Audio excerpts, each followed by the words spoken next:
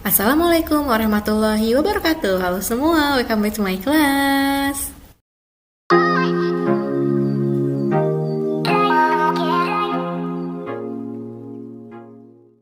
Selamat datang kembali di pembelajaran kita hari ini. Terima kasih sudah mengklik video ini.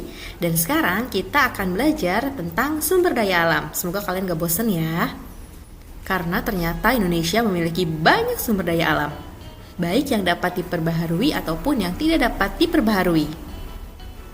Tujuan pembelajaran kita hari ini adalah agar kalian mengetahui macam-macam sumber daya alam di Indonesia, mengetahui sumber daya alam hutan di Indonesia, mengetahui pemanfaatan sumber daya alam yang tidak dapat diperbaharui, dan mengetahui pekerjaan yang berkaitan dengan sumber daya alam. Oh iya, kalian bisa buka buku tema 4F di halaman 20. Kita akan belajar tentang sumber daya alam yang ada di Indonesia, pemanfaatan sumber daya alam, dan pekerjaan apa saja yang berkaitan dengan sumber daya alam. Sumber daya alam adalah segala sesuatu yang ada di alam semesta dan dapat digunakan untuk kebutuhan manusia. Sumber daya alam dapat digolongkan menjadi sumber daya alam yang kekal, seperti air, angin, dan matahari, sumber daya alam yang dapat diperbaharui seperti tumbuhan dan hewan, dan sumber daya alam yang tidak dapat diperbaharui seperti batu bara, minyak bumi, dan barang tambang lainnya. Hewan adalah salah satu jenis sumber daya alam yang dapat diperbaharui.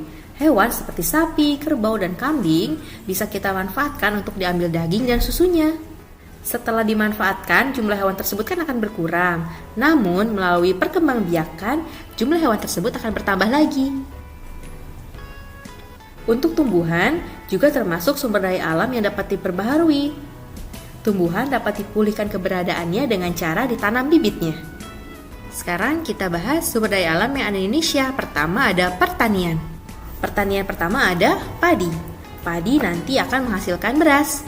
Beras di kita ada macam-macam ya. Ada beras putih yang biasa kita makan, ada beras merah, beras hitam, dan ada beras ketan. Padi adalah tumbuhan yang biasa ditanam di sawah. Padi ditanam untuk diambil gabahnya. Gabah padi nanti akan digiling lalu menjadi beras. Padi yang telah dipanen kan akan mati. Namun benih padi dapat ditanam kembali dan akan tumbuh lagi menjadi padi. Lalu ada palawija. Palawija merupakan tanaman pangan selain padi. Jenis palawija biasanya ditanam adalah jagung, ubi, dan kacang-kacangan. Lalu ada bawang. Ada bawang merah, bawang putih, bawang daun, dan bawang bombay. Setelah pertanian, kita ke perkebunan. Perkebunan merupakan kegiatan pertanian pada lahan yang kering. Maksud lahan kering yaitu lahan tersebut tidak memerlukan air banyak seperti sawah. Contoh jenis tanaman perkebunan yang diusahakan adalah seperti karet. Karet nanti disadap atau diambil getahnya. Nah, getah tersebut nanti akan dibuat lateks. Lateks nanti digunakan untuk bahan pembuatan ban atau bahan lentur lainnya. Lalu ada kelapa sawit. Nah, kelapa sawit ini adalah bahan dasar untuk pembuatan minyak goreng, margarin, atau minyak cat. Perkebunan sayur dan buah-buahan. Ini bisa menjadi sumber pangan kita juga. Sayur dan buah juga termasuk dalam sumber vitamin. Lalu ada peternakan. Peternakan merupakan kegiatan memelihara dan mengembangkan hewan ternak. Ada beberapa jenis hewan ternak. Pertama, ada peternakan hewan besar, yaitu hewan yang memang tubuhnya besar-besar, seperti sapi, kerbau, dan kuda. Lalu ada peternakan hewan kecil seperti kambing dan domba. Dan peternakan unggas, yaitu ada ayam, burung, bebek, dan angsa. Untuk sapi misalnya bisa diambil daging dan susunya. Kambing juga bisa diambil daging dan susunya. Untuk unggas misalnya ayam, burung, bebek, dan angsa bisa diambil daging dan telurnya. Lalu ada perikanan. Perikanan merupakan usaha pengembangbiakan dan penangkapan ikan. Budidaya ikan dapat dilakukan di darat maupun di laut. Di darat misalnya ikan-ikan air tawar, ada ikan emas, ikan nila, ikan mujair. Penangkapan dan budidaya ikan dapat dilakukan di kolam, waduk, sungai, danau, sawah, atau tambak. Lalu ada ikan air laut atau perikanan laut. Misalnya adalah ikan bawal, ikan kembung, kerang, lobster, cumi-cumi, dan ikan kerapu. Di laut juga berkembang biak makhluk hidup lainnya, misalnya adalah rumput laut. Itu adalah beberapa pemanfaatan sumber daya alam yang dapat diperbaharui dalam bidang pertanian, perkebunan, peternakan, perikanan. Dan sekarang kita ke sumber daya alam hutan. Hutan merupakan suatu wilayah yang ditumbuhi berbagai jenis pepohonan.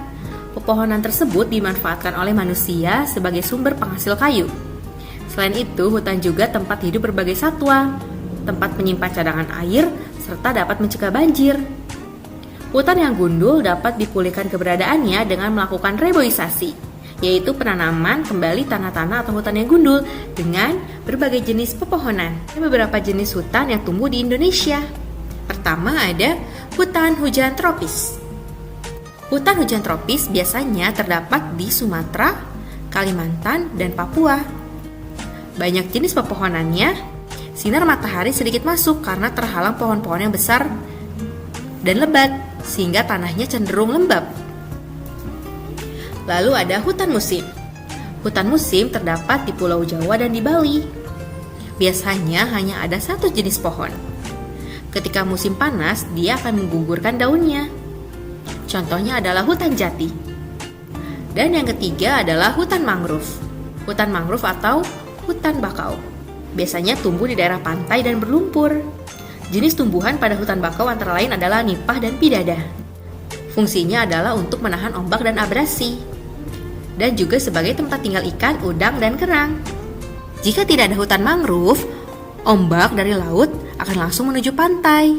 Jika ada hutan mangrove, ombak akan ditahan oleh hutan mangrove, sehingga ombak yang sampai ke pantai tidak terlalu besar. Oke, kita lanjut ya. Sekarang ke pemanfaatan sumber daya alam yang tidak dapat diperbaharui. Sumber daya alam yang tidak dapat diperbaharui adalah jenis sumber daya alam yang bila dimanfaatkan akan langsung habis. Sumber daya alam ini tidak dapat pulih kembali keberadaannya. Seandainya dapat pulih, akan memerlukan waktu yang sangat lama.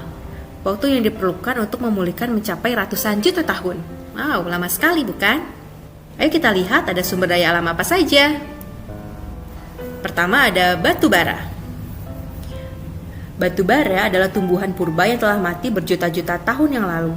Oleh pengaruh alam, wujud tumbuhan purba itu berubah menjadi arang dan batu. Batu bara banyak digunakan sebagai pembangkit listrik.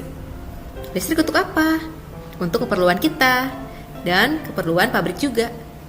Karena saat ini Indonesia masih memanfaatkan batu bara sebagai pembangkit listriknya. Lalu ada minyak bumi. Minyak bumi berasal dari hewan yang telah mati jutaan tahun yang lalu. Akibat adanya tekanan dan pengaruh suhu bumi, kemudian berubah menjadi cairan pekat yang disebut minyak bumi. Hasil pengolahan minyak bumi bisa menjadi aftur, bahan bakar pesawat terbang, untuk bahan bakar kendaraan bermotor, untuk pelumas mesin atau oli, dan sebagai bahan bakar industri atau pabrik-pabrik juga. Lalu ada emas. Daerah penghasil emas terbesar di Indonesia ada di Mimika, Papua, dan di Cikolotok, Jawa Barat. Emas bisa dijadikan perhiasan dan untuk mempertahankan nilai uang atau nilai rupiah. Lalu ada besi. Besi berasal dari bahan yang bercampur dengan tanah, pasir, dan sebagainya. Besi merupakan bahan endapan dan logam yang berwarna putih. Biji besi dimanfaatkan sebagai bahan baku peralatan rumah tangga, pertanian, otomotif, perkakas, atau alat-alat, dan mesin-mesin. Dan ada aspal. Aspal terbentuk dari sisa penyulingan dari minyak bumi dan alam. Aspal biasanya dimanfaatkan sebagai lapisan untuk memperkeras permukaan jalan.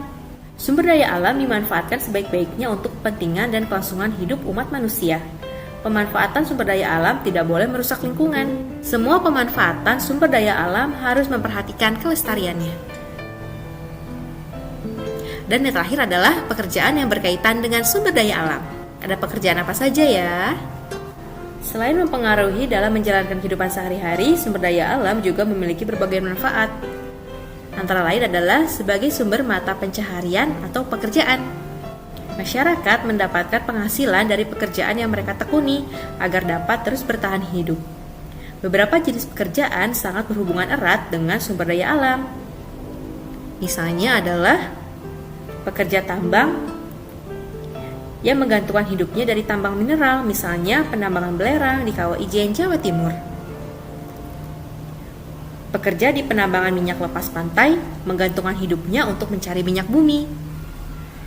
Ada juga para petani yang menggantungkan hidupnya kepada sumber daya alam tumbuhan, tanah, air, dan matahari agar hasil panennya baik dan dapat dipasarkan. Dan nelayan menggantungkan hidupnya pada hasil laut seperti berbagai jenis ikan, udang, kepiting, kerang, dan cumi-cumi.